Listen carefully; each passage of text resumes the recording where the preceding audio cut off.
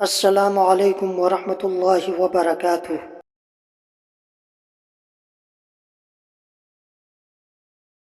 بسم اللہ الرحمن الرحیم۔ حضرت ابو ہریرہ رضی اللہ تعالی عنہ نے بیان کیا کہ جب رسول اللہ صلی اللہ علیہ وآلہ وسلم فوت ہو گئے اور ابو بکر رضی اللہ تعالی عنہ خلیفہ ہوئے تو عرب کے کچھ قبائل کافر ہو گئے اور کچھ نے زکوٰۃ سے انکار کر دیا، اور حضرت ابو بکر رضی اللہ تعالی عنہ نے ان سے لڑنا چاہا تو عمر رضی اللہ تعالی عنہ نے فرمایا کہ آپ رسول اللہ صلی اللہ علیہ وآلہ وسلم کے اس فرمان کی موجودگی میں کیوں کر جنگ کر سکتے ہیں؟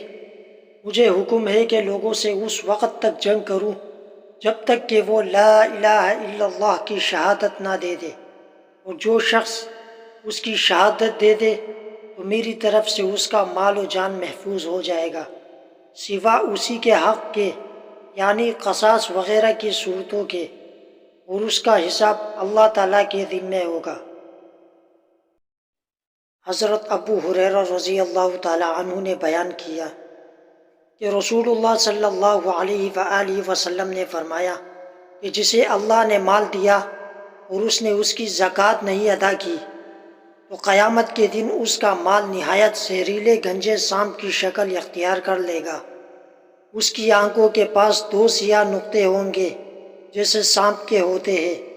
پھر وہ سانپ اس کے دونوں جبڑوں سے اسے پکڑ لے گا اور کہے گا کہ میں تیرا مال اور خزانہ ہوں۔ اس کے بعد آپ نے یہ آیت پڑھی، اور وہ لوگ یہ گمان نہ کرے کہ اللہ تعالیٰ نے انہیں جو کچھ اپنے فضل سے دیا ہے وہ اس پر بخل سے کام لیتے ہیں کہ ان کا مال ان کے لیے بہتر ہے، بلکہ وہ برا ہے جس مال کے معاملے میں انہوں نے بخل کیا ہے، قیامت میں اس کا طوق بنا کر ان کی گردن میں ڈالا جائے گا۔